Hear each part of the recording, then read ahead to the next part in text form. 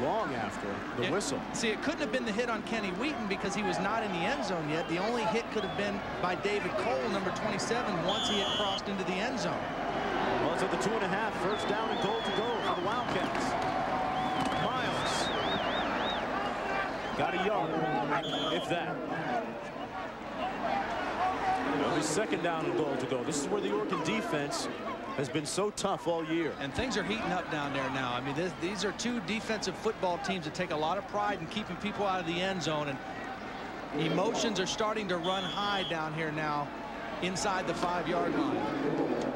Arizona has won 4 consecutive games against Oregon here. This is a good down to try a play-action pass, Mark. Second down and 1. Make the good, strong run fake and try to slip your tight end or your fullback out for the easy touchdown. You can always come back on third down and run it again. Well, they've got lucky, but they've given up the middle to the fullback, and he's stopped by Jeremy Asher. They run right into the teeth of the Oregon defense. Those 2 inside linebackers, Asher and Rule, so tough to beat.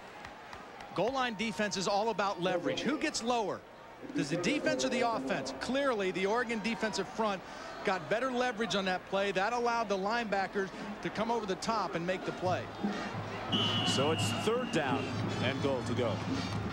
See, now it's a tougher call to make a pass call now at 3rd and 1, because if it's incomplete, then you have to decide what do you do on 4th down. Second down on the 1-yard line is always a good down to go play action because you've got 2 downs basically to run the football. Dan White, the starting quarterback, the senior, playing his last home game. Interesting that after he transferred here from Penn State, it was a big gamble for the young man because this was basically an option program, and he took a bit of a risk in coming here, but in coming here he helped transform them from an option team into a more conventional passing team.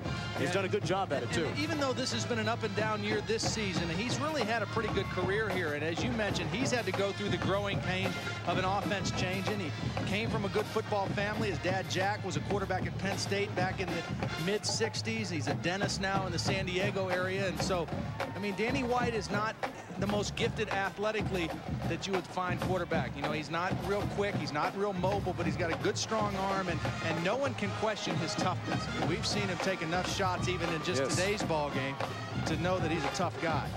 Not real flashy numbers. The 2 interceptions really the result of extreme pressure by the Oregon defense. And I asked Coach Tomey about White's legacy, and he said Danny White is a guy who maximized his talents while he was at Arizona. Now we can see if they can maximize their offensive potential on this drive. And the play clock's already down inside of 10 right now, so Danny White really has to hurry, and you hate to rush in a goal line situation. They get the play off. Miles. Is he in? No signal yet. And he's being marked down about 2 feet shy of the end zone. Do you go for it on 4th and goal, Todd?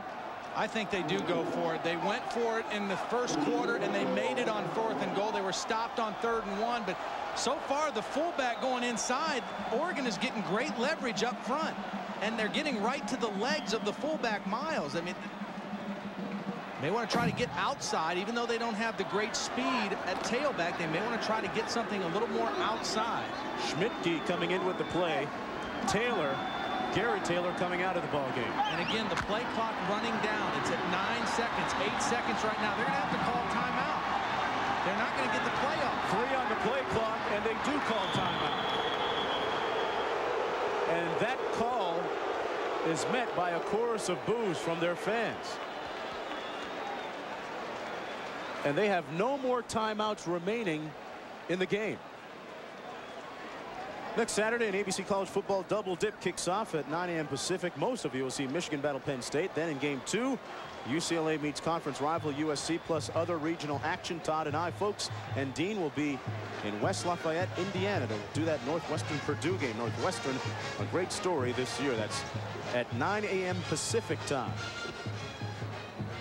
Look at the timeout situation. Oregon with 3 remaining. Arizona with none.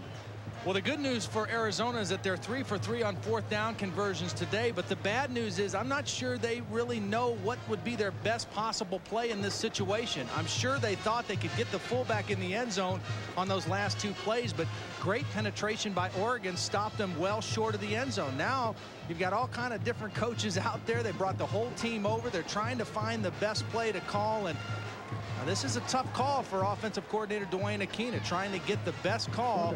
They only got 1 shot to do it. They have not been able to get it going inside between the tackles. Dean, what do you got? All right, we'll see after this play. Schmidtke on the call. Didn't get in, folks. That's why they call him Gang Green. They ganged up on the Wildcats and skinned them. 4 shots inside the 5. It was 1st and goal from the 2.5, and Oregon slammed the door shut. They tried to run in between the tackles on 4 consecutive plays, and they have not been able to get in on any of them. Great penetration on the inside by the linemen. That allows the linebackers to come up high and make the tackle. Good penetration. Here comes Rule. He's got a clear shot to the ball carrier and a good hard tackle right in the hole. No question that could figure as one of the more definitive moments of this ball game.